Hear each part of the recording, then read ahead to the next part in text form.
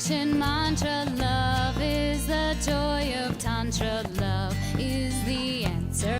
Hi darlings, this is Dvorah, Ask Dvorahji, final guide for the spiritually challenged and confused. I want to talk about a concept that we have, and it's called, why do I sabotage myself?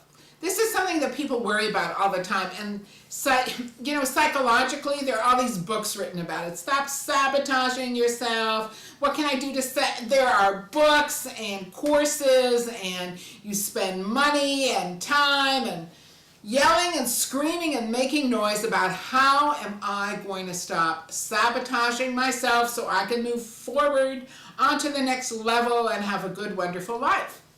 Now, this is more of that nonsense that you've been fed. How can you sabotage yourself? I mean, it's so ridiculous. You begin to see that life is a complete flow, that you're in the moment doing exactly what you're supposed to be doing. So how can you sabotage yourself? It just doesn't make sense, right? There's a saying by the Buddha, he says, deeds are done, but there is no individual doer. What that means is that your life, if you put it in today's terms, what it means is your life as it is, if it could be different, it would be different. If you couldn't have sabotaged yourself at that moment, if you couldn't have done something that kind of made you trip up at that moment, would you have done it? No, you wouldn't have done it. It's not possible that you would have done it. So obviously, if it happened, it was just one of these natural occurrences in your life. But instead of seeing it as a natural occurrence and, moving on, you say, oh my God, I sabotaged myself. How am I going to stop myself? What am I going to do? What courses should I take? What should I eat? God, what mantra should I use just so I can progress and not sabotage myself? This thinking that you have, it is so stupid. It is so ridiculous. Why don't you just recognize that, first of all, you're not the doer? And it doesn't matter. I mean, it's hard to believe you're not the doer because the appearance of being the doer is so great, right? So use this mantra. Say, if it could be different, if my life could be different, it would be different. And it's not different because it's exactly where it needs to be. So what do we do?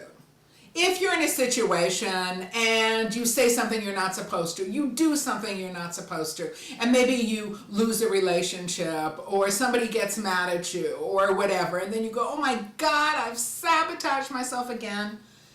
I want you to recognize that your life, again, is exactly where it needs to be.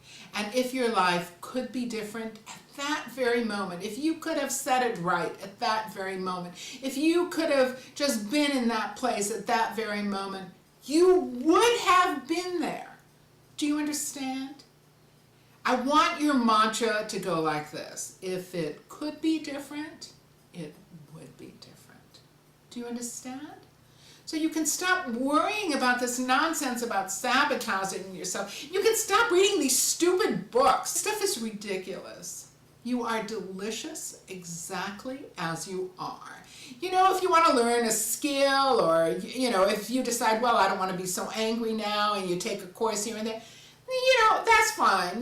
Maybe you'll get a little angry, maybe you won't. The thing we have to get really clear is that you have a new mantra now, okay? The mantra goes like this. If it could be different, it would be different. And because it's not different, my life is perfect exactly the way it is. And just be happy instead of driving yourself crazy with these ridiculous concepts, psychological BS concepts that keep you from being happy. Be happy. Bye, darlings. Love you. Bye-bye. La, la, la.